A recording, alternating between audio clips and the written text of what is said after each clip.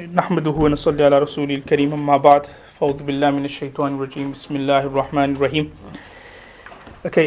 We were looking at the topic last week regarding the method of distributing zakat, and we looked at the first 8 points regarding how to distribute zakat.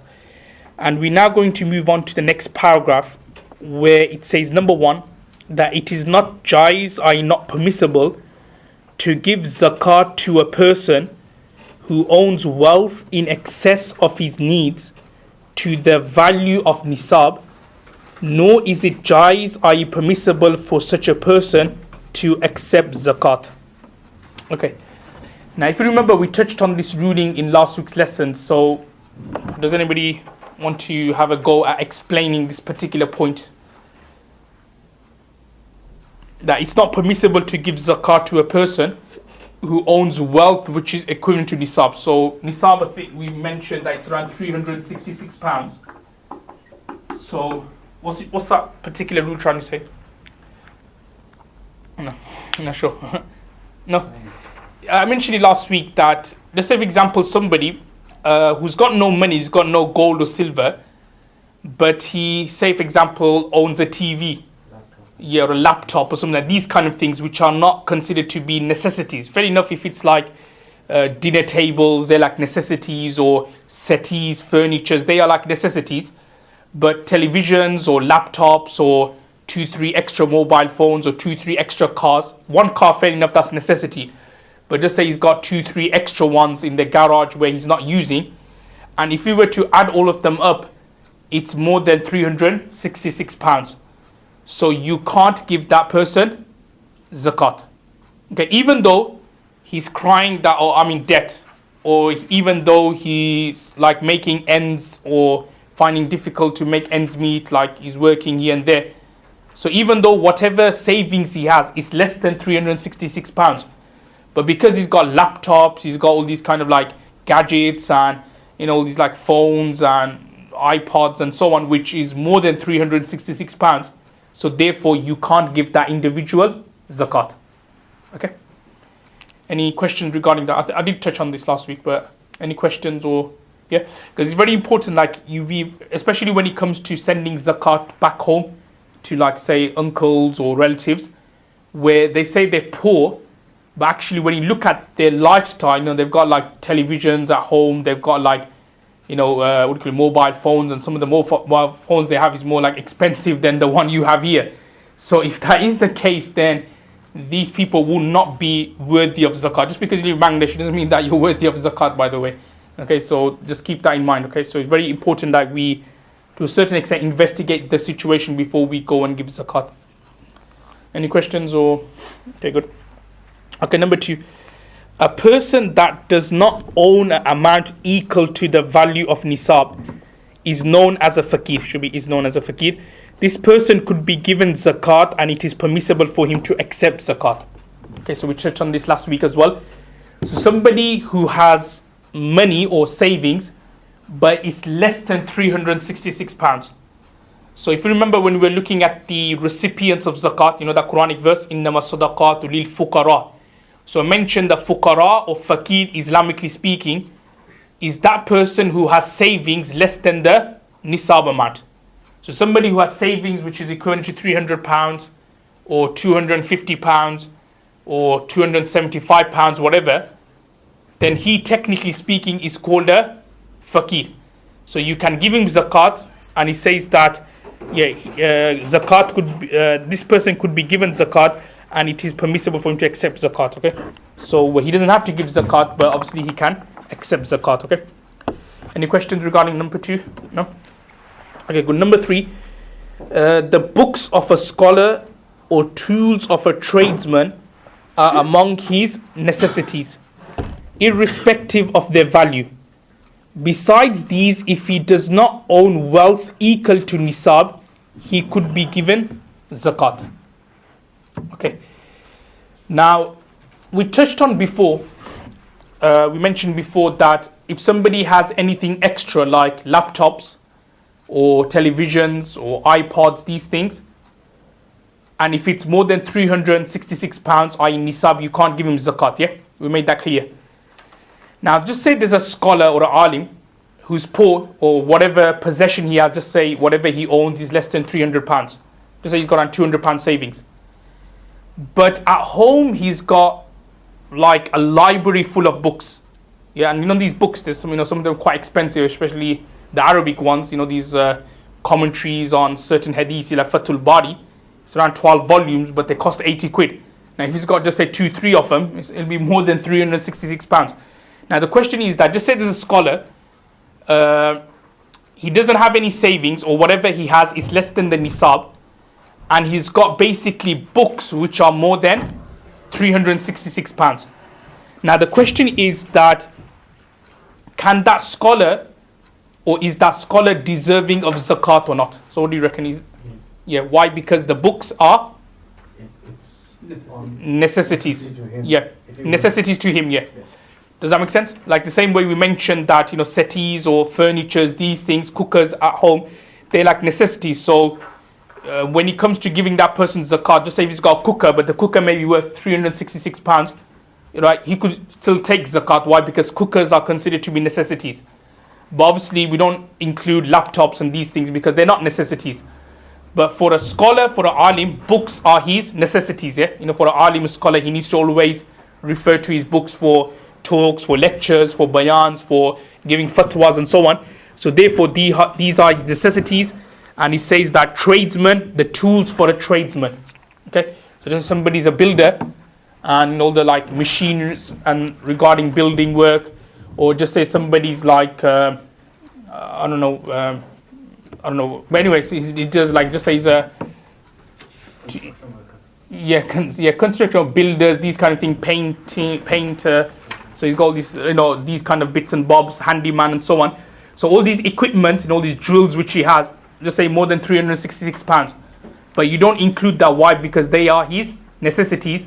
So now what he says there, that if besides those, if he possesses wealth which is not equivalent to nisab, then that person doesn't have to give zakat, but you can also give him zakat. Okay? Any questions regarding that? It's straightforward. Basically, whatever your necessities are, then you don't include that as your possession, but instead they'll be considered your necessities. So besides that, anything extra, if it's less than nisab, then he is worthy of zakat. If he's got more than nisab, then obviously he won't be worthy of zakat. Okay? Right, good. Rule number 4, next rule. When giving zakat, sadaqah and so on, one's poor and needy relatives should be given preference. Okay, so when it comes to giving zakat or sadaqah, then the poor and needy should be given, your relatives who are poor and needy should be given preference. Okay, and there's many hadiths regarding that, because when you give sadaqah or zakat to your own relatives who are poor and who are worthy of zakat and sadaqah, you receive 2 rewards. Okay, and does anybody know what the 2 rewards you receive? Number 1 is because, no? Okay, no, when you give zakat or sadaqah to your relatives, you get 2 rewards here. So one is because of what? The sadaqah which you are giving. So one reward is because of sadaqah. And the second reward, does anybody know, because you are, what are you doing? When you give zakat? Yeah, very good, yeah. You're maintaining family ties. Yeah, so maintaining family ties.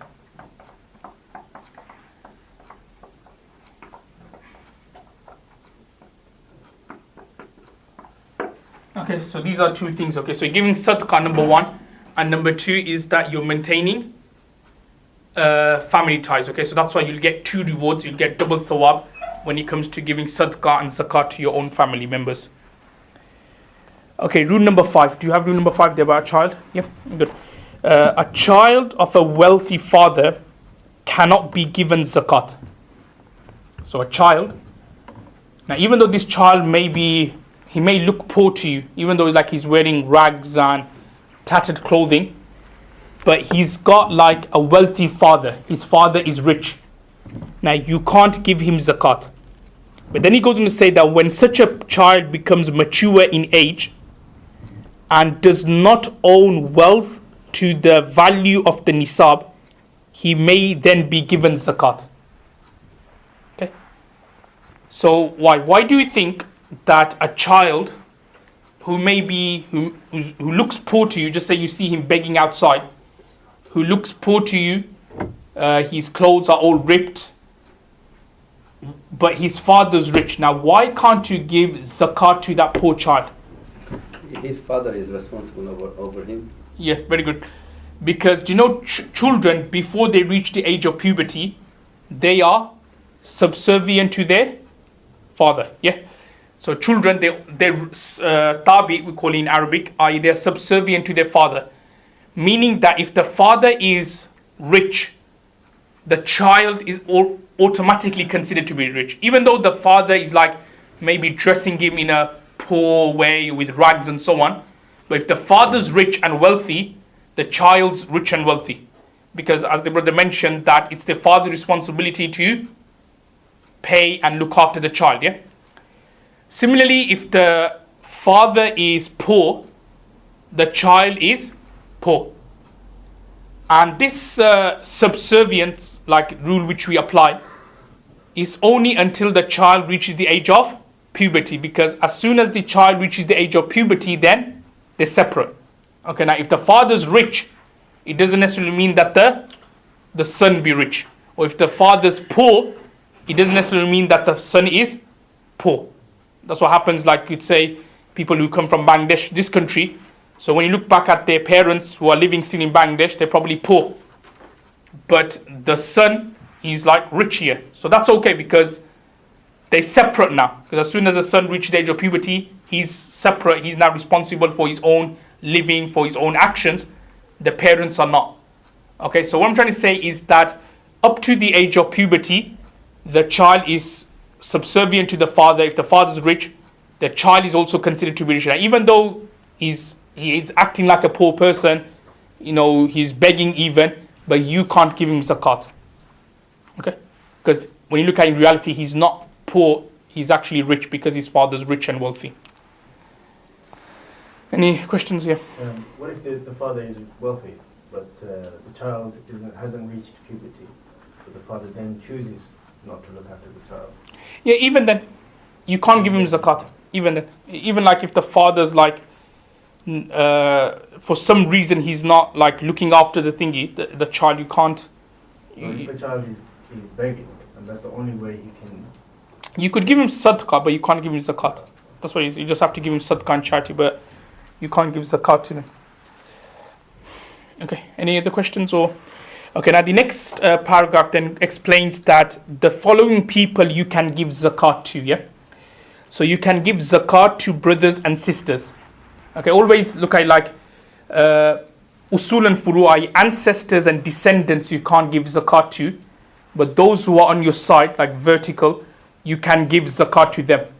So ancestors meaning grandparents you can't give zakat to, great-great-grandparents you can't give zakat to, you can't give zakat to your sons, grandsons and so on. But those who are on the sides, the janibain, i.e. your brothers, sisters, nephews, uncles, aunties, you can give zakat. Why? Because uncles, aunties, brothers, sisters, they don't come under, they're not it's not that tripod system. They don't come straight down. It's not does that make sense? They don't come straight down, whereas they're on the sides. So anyone who's on the side, like brothers, sisters, uncles, aunties, you can give zakat to them. Does that make sense? So that's why, keeping this in mind, it says that you can give zakat to brothers, sisters, nephews, niece, whether they're brothers' children, sisters' children, uncle, aunts, step-grandfather, step-grandmother. Yeah, you can give zakat to them as well, because your step-grandfather, grandmother, they don't come under that what do you call it? That lineage, that link, from the grandfather, father, then the son. They're not on that link, they're on this side. So again, you can give zakat to step-grandmothers, step-grandfathers, and also zakat to father-in-law and mother-in-law. Yeah? Because they don't come under, obviously they come under your wife's side. Yes, obviously your wife can't give zakat to, because that's obviously going to be her parents, so she can't give zakat to them. But the husband can give zakat to his father-in-law and mother-in-law, because they don't come under that line and that lineage. Okay? Any questions or? Okay, good. Okay, following the next paragraph, persons that cannot be given zakat. So these people, you can't give zakat to them, okay? Now the first rule is zakat cannot be given to Banu Hashim. Okay? So who's Banu Hashim? Is it some, yeah, very good. It's not like some Maulana Hashim, his children or something like that. So Banu Hashim, yeah, very good. Is a tribe. Now, what's so special about this tribe? Yeah, very good. Yeah. So it's the tribe of Rasulullah sallallahu alaihi wasallam. Yeah. So basically, you can't give zakat to the family of Rasulullah sallallahu alaihi wasallam, the Banu Hashim. Okay, you can't give zakat to them. Now, does anybody know why you can't give zakat to them? Does anybody know the real reason why you can't? It's mentioned in a hadith. Prophets don't, I can't remember exactly. Prophets don't inherit anything. The prophets don't take zakat. That's like a rule, but does anybody know what's the reason behind why they can't take zakat, or as you mentioned, why they can't inherit? But inheritance, that's different. But why they can't take zakat? I was going to say, is it because it's worldly goods or anything? Yeah, it's quite similar, like very good. Like zakat, when you look at it, it's mentioned in the hadith of Sahih Muslim. Prophet ﷺ says, describes zakat as awsahun nas, which means the filth of people. That's what zakat is. Because you know the zakat which we give, we actually giving it to purify our wealth. Does that make sense? Like we're giving zakat to purify our wealth. Because you know throughout the year, you know the money which we earned, you know, you never know, we may have like exaggerated here and there, we may have lied here and there, we may have deceived someone and we got some money. We don't realize it at that time, but probably like later on, probably we then ponder and think, you know what, that wasn't right what we just did. But when we're getting it, we don't actually realize. So the money which we earn, so at the end of the year, that's what the Sharia says, that's what zakat literally means, purification. That you should give zakat and that purifies your wealth. So just give a certain percentage, 2.5% of the wealth, give it to the poor, and that kind of will purify your wealth for that particular year until the next year and the next year and so on. So that amount which you are giving, just think of it to be like najas. You know, think of it, just say like you got blood on your arm or something and you wash it off and then the blood water then comes out and it goes down the drain. So that's what zakat money is. You know, the £200 which you're giving, it's actually filth you're giving away. So now filth is something which is not what befitting the family of Rasulullah sallallahu alaihi wasallam. Yeah. So that's why the family of Rasulullah sallallahu alaihi wasallam, you can't give them zakat. Does that make sense? And obviously, like sayyids as well, they come under the same ruling. So someone who's a sayyid, okay, you can't give him zakat. Does that make sense? So what's the difference between the sayyid and this? What is it? Banu Hashim. Yeah, Banu Hashim actually, they are from the Sayyids are those whose like what's different? I don't think so there is a difference. I don't think so there is a difference in between. Bangladesh they call them some Sayyid because No, I think that's more like culturally or some caste thing. no, they claim themselves to be the descendants of our Prophet. Okay, so if they claim that, that's okay, but as long as they got proof for that. But so actually, I don't think there's a difference. Actually, Sayyid basically again the children is from Rasulullah sallallahu alaihi wasallam family. Okay. The daughter, the children of Hazrat Fatima, I think from the Hazrat Ali, Hazrat Hassan Hussein, and then from his children. That's what that's what he calls Sayyids. Yeah, so basically Sayyids, same rule apply. You can't give them zakat as well, okay? But regarding Sayyid, they have to, if it's well known they are Sayyids, like you know some people they are Sayyid and it's well known, you know their father, their grandfather, and they were Sayyids and you know that they're genuine, then obviously you can't give them zakat. Then there are some people who just claim to be a Sayyid. Yeah, they're not actually Sayyids in reality, but just claim to be Sayyids. So you just have to be careful of them because then they use that kind of honor sometimes and they say, oh, we Sayyids, and they try to like get kind of like some fame and so on in the community. So that's wrong. But somebody who's a Sayyid and so on, you can't give them zakat. Okay, so that's the first ruling. Any question regarding that? Or okay. Can you say the hadith again, please? Yeah, awsahun nas, awsahun nas, which means the filth of the people. Okay. The next rule number 2, zakat cannot be given to parents or grandparents. So as we explained, because they are on the usul, furu, ancestor, descendants. And in the same manner, one's children and grandchildren cannot be given zakat. So you can't give zakat to children, grandchildren. You also, a husband and wife cannot give zakat to each other. Okay. There's some difference of opinions regarding the other way around. Can a wife give it to the husband? There's some difference of opinion. Other schools of thought disagree. But in the Hanafi fiqh, a husband can't give zakat to his wife, and a wife can't give zakat to her husband. Just for example, the husband's poor, the wife's working.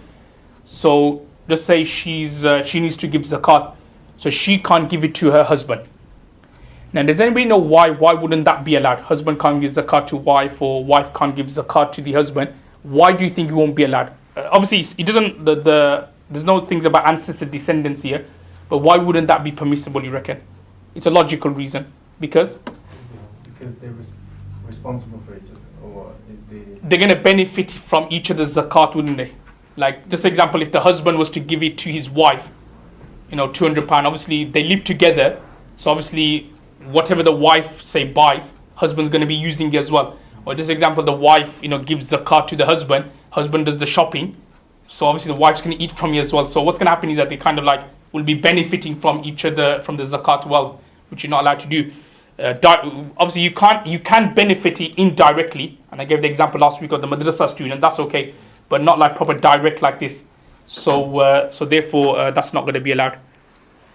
Any questions or? Okay, good. Next point, zakat cannot be given to non-Muslims. Okay, so you can't give zakat to non-Muslims. You can give non-Muslims nafli sadaqah, optional charity. You can give that to non-Muslims. So let's say sometimes non-Muslims, they come for these like heart foundation or liver foundation or this foundation and so on. So if you want to give them like optional charity, nafli sadaqah, sometimes they come knock on your door. You give them £1 nafli sadaqah, optional sadaqah, then that would be allowed. Or just for example, in the city centre, whatever, you find a poor person, non-Muslim, so he's begging, so you give him 50 pence, whatever, 20 pence, or and so on, then that would be allowed. That's nafli sadaqah, that is allowed, that is permissible. But what you can't do is that you can't give them zakat. Because as I explained before, zakat is, one of the conditions for zakat to be accepted and fulfilled is Islam, yeah? They have to be Muslims. So if the recipients are not Muslims, then you can't give them zakat. Does that make sense? Obviously now, elaborating on this particular point, obviously Qadianis, you can't give them zakat. Okay, so Qadianis or Ahmadiyas, whatever they call themselves, so you can't give them zakat. And with regards to Shias, can you give zakat to Shias or not? It depends on what kind of Shia is. If it's an extreme type of Shia, you obviously slander Hazrat Aisha and the Sahabas and the companions, who curses Hazrat Aisha and so on, then obviously you shouldn't give it to those types of Shias. If it's someone who's not that extreme in his beliefs, then even then it's still preferable not to give it. Okay, because there's so many categories of Shias, we don't really understand their background as much. So we don't know what kind of beliefs they have, even though they may seem genuine or okay to you, or they may be like you get some Shias and they come to a Sunni mosque to pray namaz. Yeah, but then obviously we don't know what's in their heart, what is their actual aqidah and belief. So therefore it's preferable that you just refrain from giving it to them. Okay? Can I ask a question? Yes. It's not related. It's just about Hajj. Hajj? Why Okay. Are Shia allowed to perform Hajj? Or can they be prevented? That's probably for the Saudi government to decide in what ways. Like in what way? Why trying to? Because they don't really do the Hajj. No, it's just the fact that apparently we as Hanafis don't believe that they're Muslims. I don't know how true that is. Actually, we don't actually say they're not Muslims. I've heard that being said, so I don't know how true that is. But Yeah. I was just saying. The reason why there's no conclusive fatwa in the Hanafi fiqh or from our Akabir and Doban is because we don't know the exact ins and out of their beliefs. Because there's so many firqas, there's so many of them. And some of them say that, we just we don't curse the Sahabas or companions, but we just believe Hazrat Ali should have been the first Khalifa. You get some like that. Some are really, really extreme. So because I think there's so many firqas of them, that's why you don't get a really conclusive fatwa. So some scholars who say that they're kafirs or they're disbelievers, they look at it on the basis that are probably of their belief. Some who say that they're not, they look at it on the basis that probably their belief is not. So, yes, sorry, we're saying. So they're kafirs. No, that's what I've heard. But I know that the biggest difference being that they don't accept the 4 imams before. The 3 imams, sorry. The 3 imams before Hazrat Ali. So they don't accept the imams before Hazrat Ali. But that was the main difference as far as I'm concerned. I haven't really looked into it. No, if some of them they are quite extreme in terms of they curse the Sahabas, Dani, like in particular Aisha. There's obviously she fought in the battle of Camel between Hazrat Aisha and Hazrat Ali, and because of that reason they get this thing that she went against the Ahl Bayt and they start like cursing her a lot. Hazrat Abu Bakr then who they curse him a lot. Hazrat Umar they curse him, even Hazrat Usman. So they curse these companions a lot. To the extent that some of them even say that after Prophet ﷺ, all the Sahabas became, murtad, like left the fold of Islam, besides the Ahl Bayt, from the Rasulullah family. So, you get some really extreme one. It's not just based on the Khilafat as well. They just, yeah. Sure. So zakah cannot be given to non-Muslims. If we give zakah, taking into consideration the administration fees to Islamic relief. They don't only help Muslims; they also help non-Muslims. So but I think the zakat money they give to Muslims, because obviously they take money like donations as well, innit? So I think the donations they'll give it to non-Muslims. I think that's how it works. I don't think they'll just give the zakat to non-Muslims. Sorry. Okay, any other questions or? Okay. So that's basically the rule. Okay. Besides that, any other kind of schools of thought, as long as they are within the fold of Islam, you can give them zakat. Okay. So just say if it's like Salafis or Brelwis or any other kind of things, you could give them zakat, right? You don't have to differentiate regarding that and say that you can't give them zakat. So basically, the main thing is on beliefs and iman. Okay. Good. Number 4. If one cannot determine whether the recipient is needy or not, then it is better to make certain before giving him zakat. Okay, so if you're not sure that whether this person is worthy of zakat or not, then you should make sure. Okay, so obviously making sure, you could hire a detective or something. I'm just joking. You're not going to hire a detective. What I mean, just ask around, think, just sometimes sometimes you could ask around, or people know that sometimes people are a bit dodgy. It's like in Small Leaf, there's this guy. He used to come every once every few weeks to our local mosque, and after Isha, he used to just stand up. He never used to get permission from the mosque, but he just stand up and he used to say, "Oh, I'm poor and stuff. Can you give me money?" So then he used to just go and stand outside, so with a cap. So people, when they're going out, they would give him 20 pence, £1. Some would give £5 and so on. So then what happened, obviously later it transpired that this person actually uses that money for himself, like he goes gambling and he does other kind of things with the money. So something like that, if somebody's claiming to be poor, but you then find out actually, no, he's not poor, he's actually, making a fool of the Muslims, then obviously don't give him zakat. But if somebody looks genuine, and so on, and there's no reasons to believe otherwise, then you can give him zakat. Okay.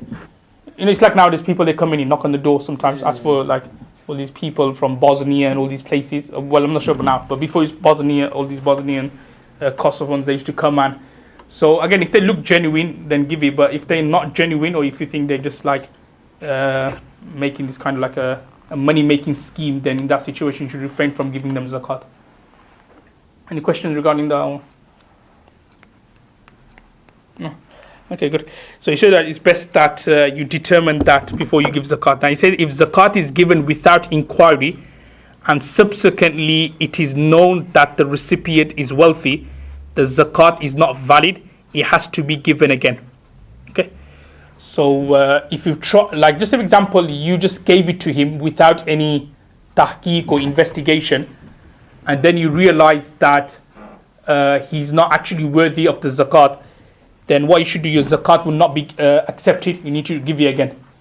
And even say, for example, you did do your research, you did find out, you investigated, and you thought, okay, he's genuine, and just say many years later, you then realize that actually no, he's not, he wasn't genuine. Even then, it's still best that you give the zakat again. Okay? Because remember, what you gave to him is just going to be like sadaqah, and your zakat will not be done, so you'll be questioned by Allah. So it's best that you then give it again. Sorry.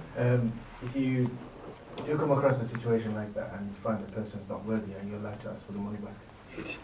Yeah, you could. Yeah, you should. If the guy is still around, you know who he is. Because the thing is that when you give it to poor, you can't, then you just then lose the money. But if you could trace him, yeah, you should ask for the money back. Yeah, if he was given with the intention of zakat, you should ask for him. Okay, good. Okay, the next next masla, zakat will not be fulfilled by purchasing books for an institution, should be an institution, not and, or land purchase for public utility and made waqf. Okay, so why do you think this would not be allowed? Like, for example, you bought some books and you gave to a madrasa. Just say you had £100 zakat, which you had to give. So what you did was that with the £100, you bought some books and you just gave it to a madrasa or to a mosque. Now, why do you think that's not going to be accepted? Because Mosque has money. They should have money. no, nothing about the mosque. No. General public use. Yeah, very good. Like general public are going to use it, i.e., who's not going to be using it? Poor. Yeah, the poor. Because that's the recipients of zakat has to be exclusively the poor. You can't, like, for example, like buy some Quran and just leave on the shelf, because then, I'm afraid the poor may use it, but also at the same time the rich will use it as well. So that's not going to be allowed. Or anything for public utility or made waqf. Waqf mean like for everyone, for the public to use. So that's not going to be allowed. And I gave the example last week that if you say with zakat money you made a house and you let the poor live in there, that's okay because you're giving it exclusively to the poor. But if you are, say for example, you with the money, zakat money, you make a mosque or just say a building where poor and the rich are allowed to use from it or benefit from it, then that's not going to be allowed.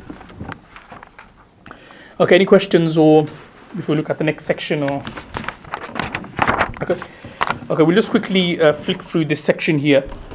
Let's have a look at the.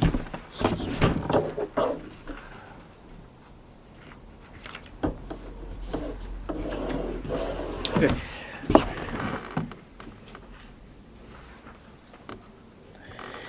Okay, now the next section here is regarding when is zakat farz on a creditor.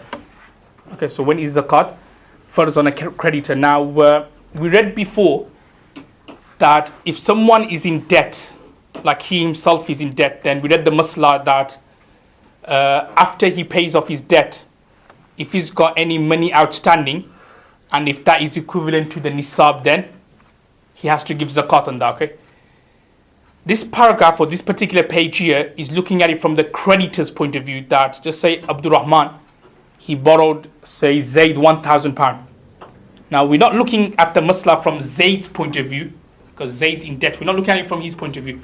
We look at it from the creditor's point of view, i.e. Abdul Rahman's point of view, that, that £1,000 which he gave to Zayd, does he have to give, or does he add that £1,000 into his annual savings and give zakat on that, or does he just let it go and wait for the £1,000 to come into his possession and then give zakat thereafter?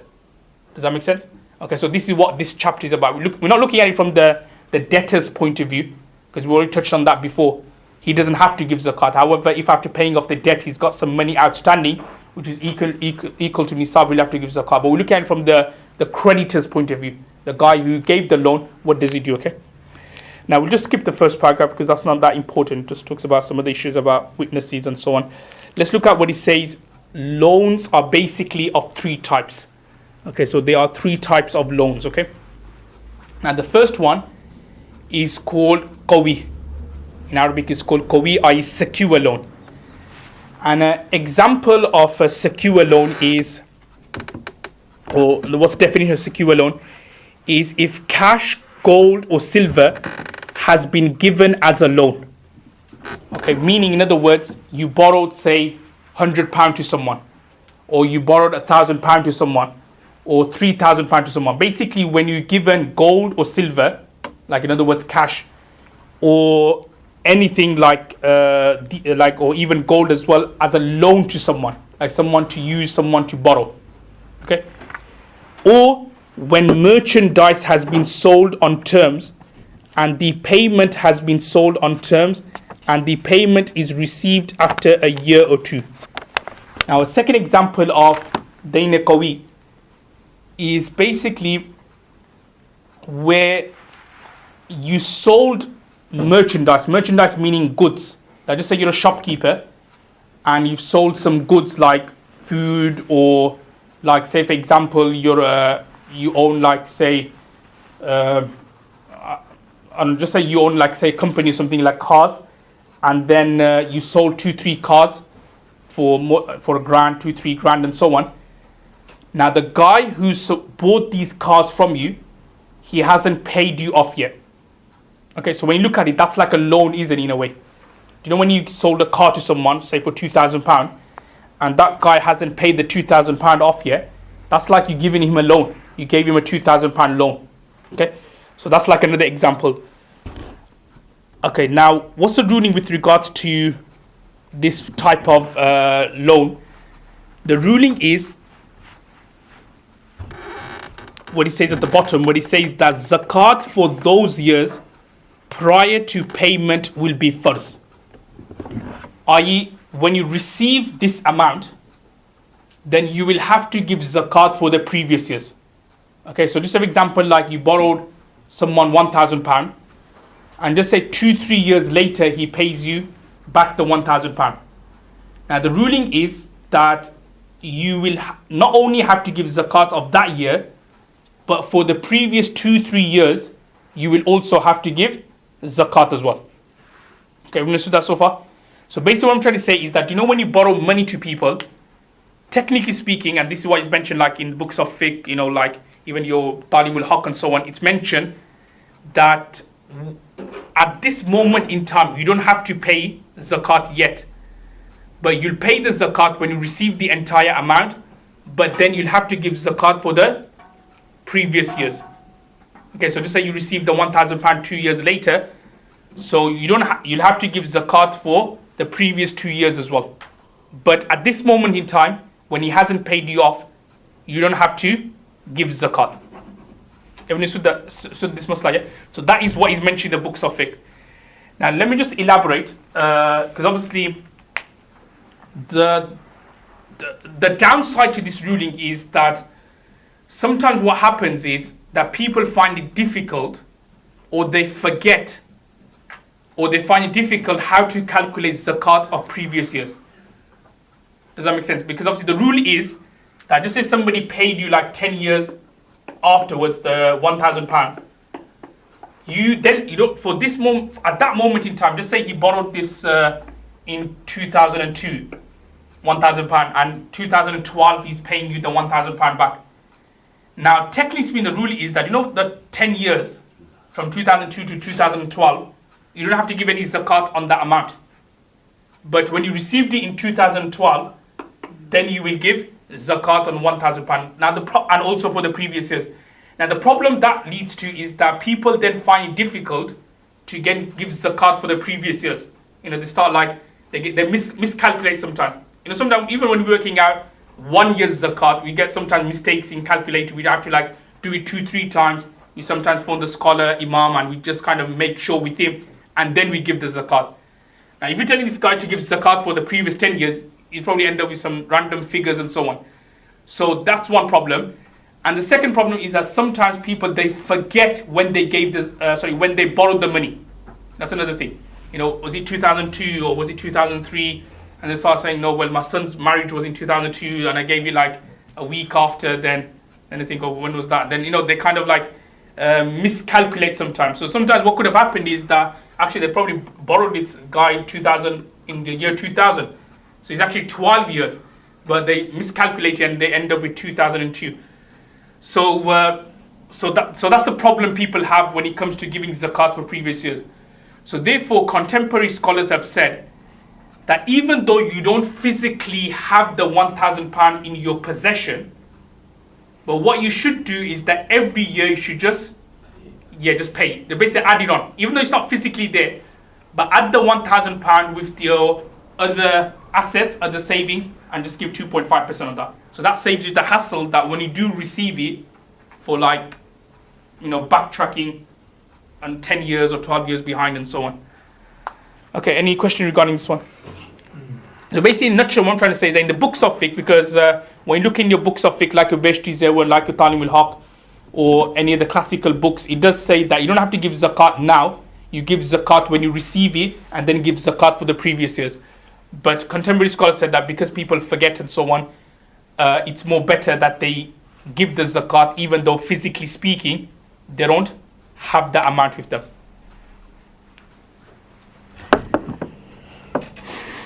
Okay. Any questions? Or so did you have a question? No. Sorry. Okay. I think paying it in one go after you've received the sum might be difficult to do. Because, Can I just have a look at you?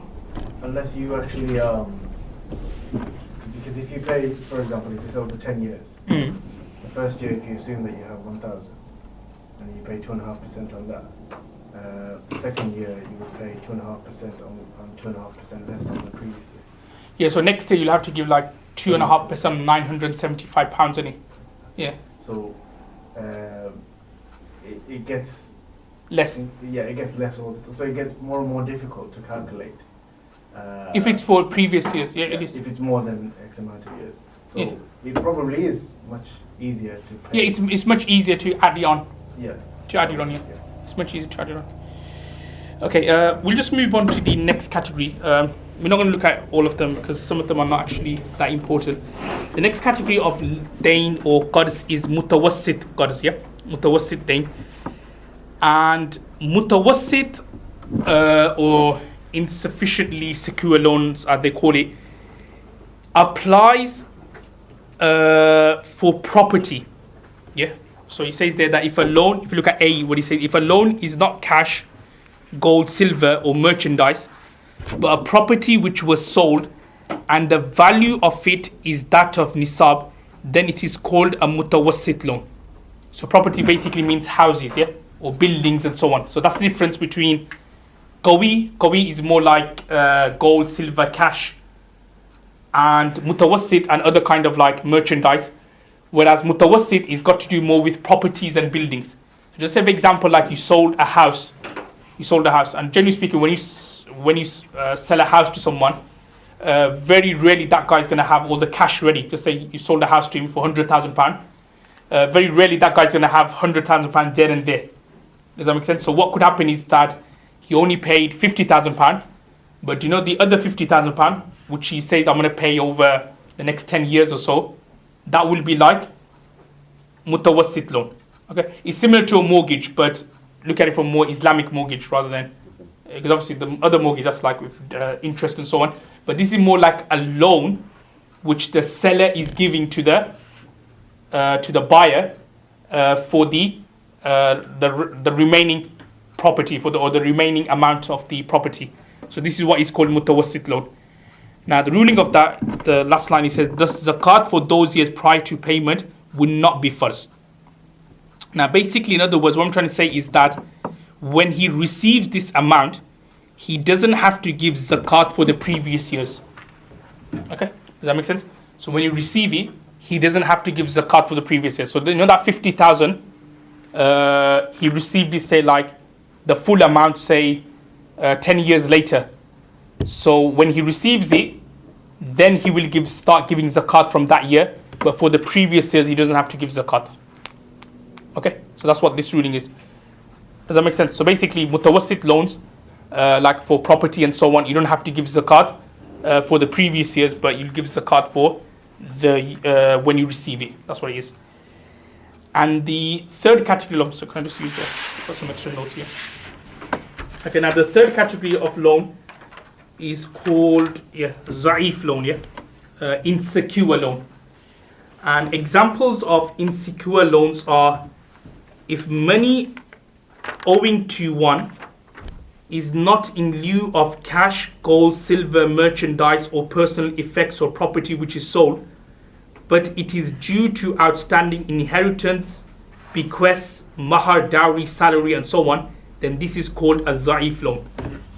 Okay, now the third category, Za'if loan, are basically that amount of money which is like in exchange for a service, meaning that, just say for example, you worked for someone, like you did a job for someone, and that guy hasn't paid you. So when you look at it, that guy actually owes you something, doesn't he? That's like a loan in a way. Just say you did some work for him, like you did an extension at the back, so you're going to charge him like say 5 grand, but he hasn't paid you. So that 5 grand is actually a loan in a way, which he needs to pay you off. That creditor we're talking about, yeah? So it's like a loan which he needs to pay that person. Or just say for example, like a woman, she's got married and she hasn't received the dowry yet. So just say her dowry was like £500 and she hasn't received that yet. Everybody following? She hasn't received that. So now when you look at it, she's a creditor in a way, that she's actually got a right on the husband, that the husband has to pay her £500. So this woman is also a creditor. The worker, the employee, he's also like a creditor as well. So this third category here is basically where you're supposed to be receiving something but you haven't received it for one thing or the other. Now this is called a Za'if loan. Now the order or the hukum, I think it's mentioned in this in the second point, that it says that zakat will be necessary when you receive it and you have it for a full Islamic year, and there is no zakat for the years that has passed before receiving these amounts. So you know, Za'if loan is similar to the second one, Mutawassit, i.e. when you receive it, then you will give zakat, and you don't have to give zakat for the previous years. Okay, so let's say for example that person who did that extension, and then just say like 5 years later he receives the £5,000. So he doesn't have to give zakat for the previous years, but when he receives the £5,000, he will give zakat then. Yeah, basically it's the same as Mutawassit, that he doesn't give zakat for previous years, but when he receives the amount, then he will give zakat. Similarly for the dowry and mahar as well, that when the wife receives the amount, then from that year onwards she will give zakat. She doesn't have to give zakat for the previous years. Okay, any questions or? Okay, now there is one situation here which is not covered in the 3 types of loans which we mentioned. It's not covered here, but it's a slightly different ruling. In Arabic, it's called mal-e-zimar. Just write the mal, spelled like this, mal, and then zimar, D-H-I-M-A-R, yeah, mal-e-zimar. Now, has anybody heard this term before, mal-e-zimar? Okay, now mal-e-zimar in English, this is the Arabic. In English, it means bad debts. Okay, bad debts. Okay, now bad debts are basically those debts which you thought was a write-off. That you basically wrote it off. Wrote it, not like literally wrote it off, but in your mind you wrote it off. Sometimes people, they borrow money. They took £1,000 and they say, I'll give it tomorrow. But that tomorrow never comes. So it's like 10, 20 years have passed and you're still waiting for tomorrow. And and you still, anyway, so you call those bad debts. So what happens is, like, he's been telling you, I'm going to give you next month, next year, this and that. 5 years have passed, 7 years, 10 years have passed. Then at the end you thought to yourself, you know what, forget this, It's like, forget it. Just forget it. You just say, forget it, If he gives it, then it's good. If he doesn't, then forget it, yeah? So that is known as bad debts, where you probably didn't say to him verbally that, look, you don't have to give it back. But in your mind, you've made it up that, he's not going to give it back. So you're kind of moving along with your life. Now, all of a sudden, I don't know, he probably went to Tabligh Jamaat or something like that, then he becomes religious. Then what happens? He then knocks on his door and he says, here, this is your £1,000. Now, what happens in that situation here? Now, the rule with regards to mal-e-dimar or bad debts is that you have to give zakat for previous years. Does that make sense? I follow? You have to give zakat for previous years. So that's okay. What could have happened is that you thought he was genuine, So you probably were giving zakat every year. So just say for 5 years you were giving zakat. Then afterwards you thought, you know what, he's not going to give it back. So then you stopped giving zakat for say another 5 years, and then on the 10th year he then gives you the money back. So then what you'll have to do, you'll have to give zakat for the previous 5 years. Does that make sense? Basically what I'm trying to say, for bad debts, you have to give zakat for the previous years. Okay?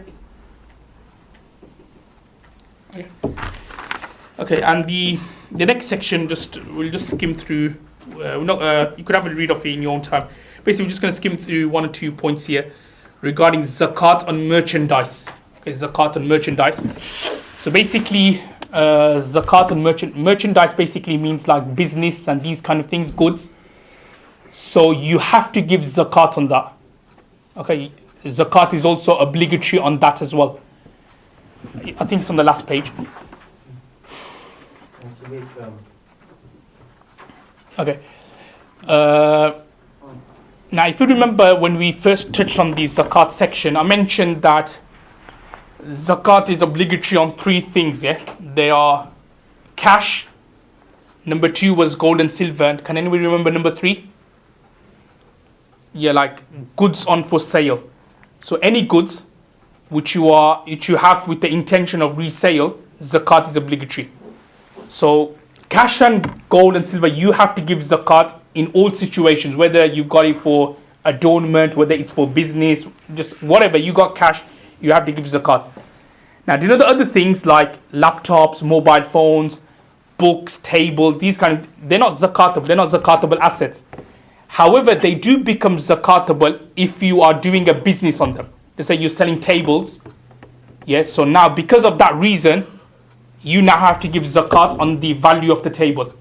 Or just say, for example, like you got like sweet shops, chocolate shops and so on. So again, if you just bought them with the intention of eating yourself, then there's no zakat on that. However, if you bought it with the intention of, no, I'm going to sell it in my shop.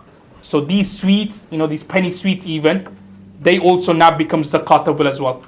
All right, you have to give zakat on that at the end of the year. Everybody understood that so far? Okay, now it's mentioned there that what you do is that, the current market value of the merchandise, you have to give zakat on that. So the way you work it out, you just say like at the end of the year, let's say for example, you got a sweet shop. So at the end of the year, whatever goods you have in the shop itself, so you'll go around, you'll just do a estimation that, okay, there's around 10 crisps here or something, it's probably worth the current market value, say 30 pence, whatever. So you add it up. So you just do a rough estimation.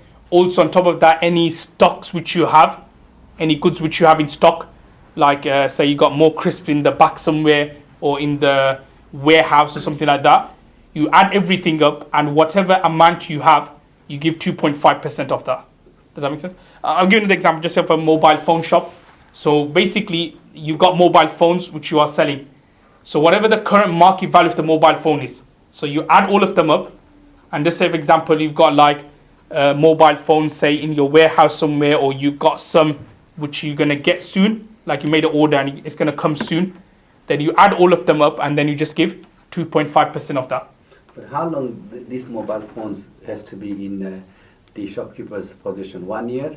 Because he's getting mobile, this much mobile. After 1 week or 2. It will be. It will be the same ruling of 1 year. 1 year. It has to be for 1 year.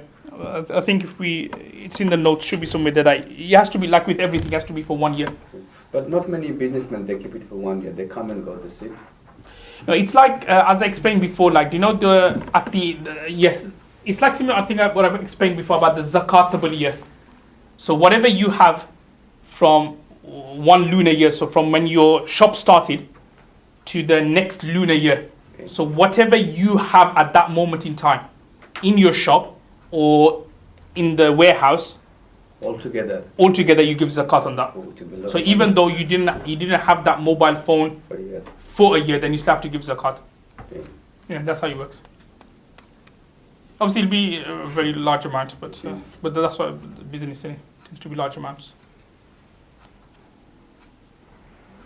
But they're going to be kept for a year, haven't they? One lunar year. No, not necessarily. No, not necessarily. No. like to explain the lunar year Muslim, it doesn't mean that you need to have the goods physically for a year. It means that you need to be zakatable, like you had the amounts which you had in stock. Yeah. It was more than nisab, say, Okay. and then the next lunar year, if it's more than nisab, then the amount is zakatable. So any questions or?